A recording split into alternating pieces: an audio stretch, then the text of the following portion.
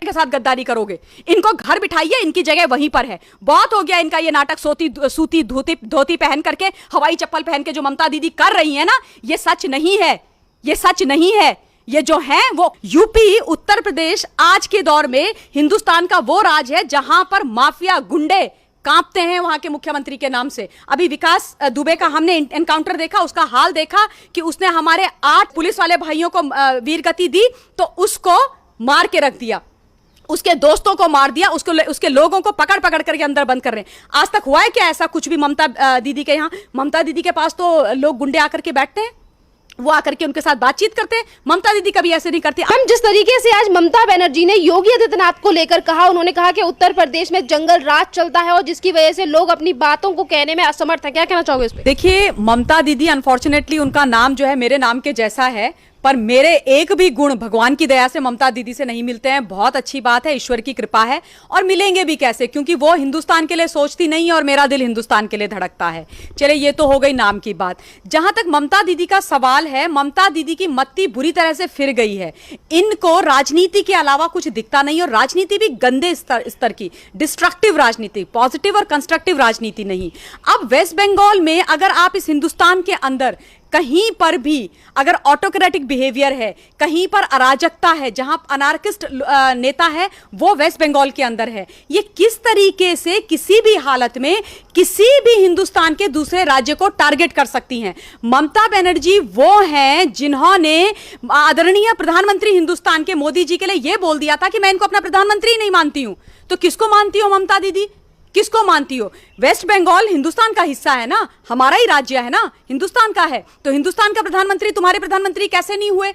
तो क्या पाकिस्तान के प्रधानमंत्री को अपना प्रधानमंत्री मानोगी? तो ये तो ममता दीदी हैं। ये ममता दीदी वो ममता दीदी हैं जिन्होंने मतलब देश की राजनीति को नीचे करने के लिए, यानी केंद्र की राजनीति को नीचे करने के लिए, और वहां पर वेस्ट बंगाल के अंदर ऐसा ना हो कि वाहवाही हो जाए केंद्र सरकार की, भारतीय जनता पार्टी की, इस सोच के चलते जो वहां पर आयुष्मान भारत योजना थी वो नहीं लागू होने दी। आप सोचो वो कितनी बेनिफिशियल योजना थी। उसके तहत लोगों को आज तक हिंदुस्तान के अंदर कभी नहीं हुआ कि किसी गरीब को 5 लाख का कवर मिल रहा है, हेल्थ इंश्योरेंस मिल रहा है। दीदी ने लगने ही नहीं दी, स्टार्ट ही नहीं करी वो जो योजना थी लागू वहां पर। क्यों? क्योंकि लोगों की चिंता नहीं है, अपनी राजनीति, अपनी घटिया और गंदी राजनीति करनी है। ममता बनर्जी वो हैं जिन्होंने वहां पर हिंदुओं को प्रताड़ित करके रखा हुआ है।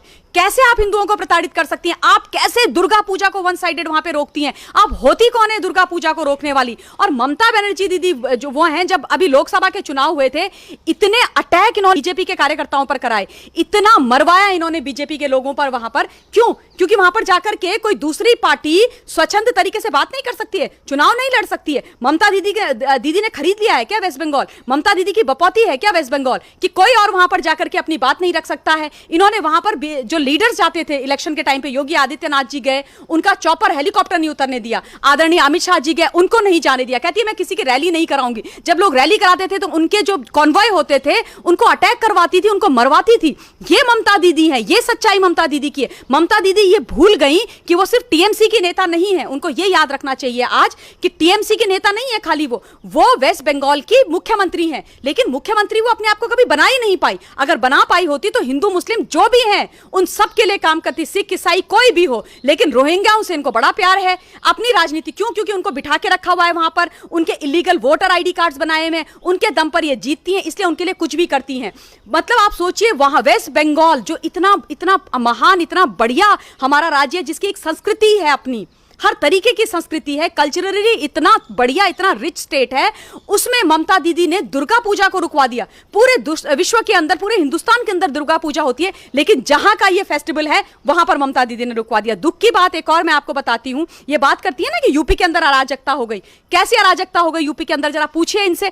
यूपी, उत्तर प्रदेश आज के दौर में हिंदुस्तान का वो राज है जहां पर माफिया गुंडे कांपते हैं वहां के मुख्यमंत्री के नाम से। अभी विकास दुबे का हमने एनकाउंटर देखा, उसका हाल देखा कि उसने हमारे 8 पुलिस वाले भाइयों को वीरगति दी तो उसको मार के रख दिया, उसके दोस्तों को मार दिया, उसके लोगों को पकड़ पकड़ करके अंदर बंद कर रहे हैं। आज तक हुआ है क्या ऐसा कुछ भी ममता दीदी के यहाँ? ममता दीदी के पास तो लोग गुंडे आकर के बैठते हैं, वो आकर के उनके साथ बातचीत करते हैं। ममता दीदी कभी ऐसे नहीं करती। आप सोचो, अभी मैंने देखा इतना मुझे दुख हुआ, एक लड़की छोटी सी 16 साल की बच्ची, उसका क्या कसूर था? उसको रेप किया गया, गैंग रेप किया गया और जहर पिला के मार दिया गया।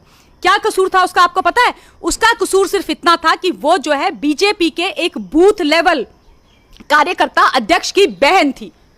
इतनी गंदगी, इतनी घृणा, इतनी नफरत इनके मन में भरी हुई है भारतीय जनता पार्टी के लिए, बाकी लोगों के लिए। ये चाहती नहीं है कि कोई भी वहां पर सर उठाए, भाजपा आए, क्योंकि 21 के चुनाव अभी सामने आ रहे हैं। अभी कुछ टाइम पहले बीजेपी के एक एमएलए, उनको इन्होंने शूली पे लटका दिया।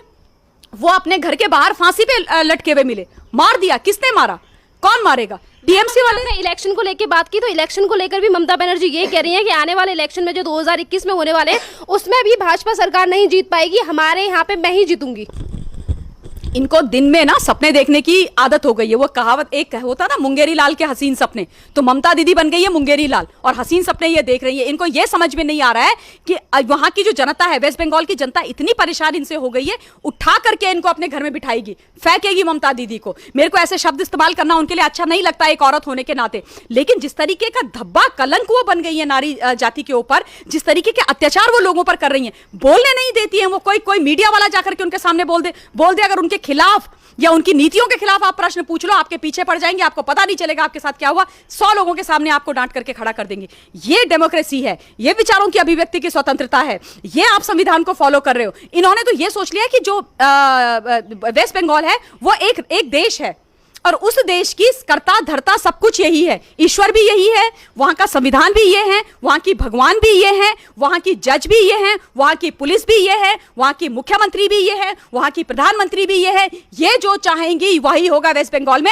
और कोई घुसेगा तो या तो उसको कुचल दिया जाएगा, उसको फांसी में लटका देंगे, उसको जहर पिला देंगे, उसको मार देंगे, उसकी आवाज बंद कर देंगे। ये सारी कहानी ममता दीदी कर रही हैं और वहां की जनता इस बात को बहुत अच्छी तरह से समझ गई है और इसीलिए ये हिली हुई है, इसीलिए ये बाकी लोगों के पीछे पड़ी है और खासतौर पे भारतीय जनता पार्टी के पीछे, क्योंकि ये जानती हैं कि अगर इनको वहां से उठा के फेंकने की शक्ति किसी में है तो भाजपा के अंदर है और भाजपा आके करके रहेगी इस चीज को। आप देखिए ना, अभी जब 19 के चुनाव हुए, वोट परसेंटेज देख लीजिए आप, क्या हालत हो गई थी ममता दीदी की वहां पर। अगर इतना प्यार करते हैं लोग ममता दीदी को तो एक तरफा वोट दे देते, सारे के सारे इनके लोग जीत जाते। ऐसा तो कुछ हो नहीं रहा है वहां पे। तो क्या दावे हैं इनके, किस बेसिस पर ये सारे इस तरीके के दावे लेकर के आ रही हैं? सर मैम एक तरफ जिस तरीके की राजनीति ममता बनर्जी कर रही है, आपने सीए के टाइम पे भी देखा होगा किस तरीके से इन्होंने रोंगिया को सपोर्ट किया था, उसके बावजूद भी इतनी उम्मीद रख रही है कि आने वाले चुनाव में जीत जाएंगी। बिल्कुल, ये जो है ना वो है जो छटपटाहट होती है और जो एक ये लगता है कि अब बस मेरा खत्म होने वाला है, मेरा राजपाट बंद होने वाला है, उसके बाद आप कुछ भी आकर के बोलते हो। पहले ये इस तरीके की अनाप शनाप बातें इतनी करती नहीं थी, लेकिन अभी कुछ समय से जब से हिंदुस्तान के अंदर मोदी जी ने राज करना शुरू किया, मोदी जी हिंदुस्तान के प्रधानमंत्री बने, देश के करोड़ों लोगों ने उन पर अपना विश्वास दिखाया और 2019 में जिस तरीके का लैंडस्लाइड एक तरफा मैंडेट आदरणीय मोदी जी को मिला और इतनी बढ़िया जीत दिलाई, तो उसके बाद इनके पैरों के नीचे से जमीन खिसक गई। इनको अपना भविष्य अंधकार में नजर आ रहा है, राहुल गांधी की तरह खत्म सब कुछ होता हुआ नजर आ रहा है, इसलिए इस तरीके की हरकतें कर रही हैं। आप ये बताइए, ये मारने वाली जो राजनीति होती है, लोगों के खून हत्या करने वाली, आप कब करते हो? जब आप जो हो इनसिक्योर हो जाते हो, जब आपको अपने ऊपर भरोसा नहीं होता है, जब आपको पता होता है कि आपने इतने सालों से सब कुछ गलत किया है, जब आपको मालूम है कि आपने वहां की जो कॉमन जनता है, जो एक्चुअली जो जनता है वहां की, जो वेस्ट बंगाल के निवासी हैं, उनको कुचला है, उनको खत्म किया है, राजनीति के नाम पे उनका दोहन और दमन किया है, उसके बाद ही आप इतने इस तरीके से खिसियाकर इस तरीके की बातें करते हो। रोहिंग्याओं को आपने वहां पर बसा के रखा हुआ है, उनको हटाने के लिए क्या उनके रिश्तेदार हैं तुम्हारे? क्यों झेले भाई हिंदुस्तान उसको? क्यों झेले वेस्ट बंगाल इसको? क्यों झेले वहां के बाकी जो हिंदू लोग हैं उन लोगों को? क्योंकि वो ममता दीदी के जो है इलीगल वोट बैंक हैं, क्योंकि वो ममता दीदी को इलेक्शन जिताते हैं, सिर्फ इसलिए। और अगर उनके बारे में बात की जाएगी और ममता दीदी से प्रश्न किए जाएंगे तो ममता दीदी कुछ भी करेगी, कोई सा भी स्कैम, कोई से भी घोटाले, कोई से भी नौटंकी करनी शुरू कर देगी और ये उम्मीद करेंगी कि जनता जो है चुपचाप सुनती रहे।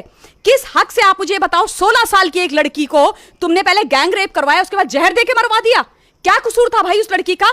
क्या कसूर था उस लड़की का? क्योंकि उसकी बहन जो थी बूथ लेवल बीजेपी की कार्यकर्ता थी, अध्यक्ष थी, तो तुम्हारे गुंडों ने, टीएमसी के गुंडों ने बदला ले लिया, उस लड़की से मार दिया उसको गैंग रेप करके। शर्म नहीं आती ममता बनर्जी को ये सब करते हुए? औरत हैं वो, कैसे कर सकती है वो ऐसी हरकतें? धिक्कार है उन पर। और मैं बोल रही हूं वेस्ट बंगाल की जनता को, आपके चैनल के माध्यम से अपील कर रही हूं, अगर आप लोगों ने ममता बनर्जी को इस बारी वोट देकर के जिता दिया तो आप लोग अपने साथ, अपने बच्चों के साथ, अपने भविष्य के साथ गद्दारी करोगे। इनको घर बिठाइए, इनकी जगह वहीं पर है। बहुत हो गया इनका ये नाटक, सूती धोती पहन करके, हवाई चप्पल पहन के जो ममता दीदी कर रही है ना, ये सच नहीं है, ये सच नहीं है।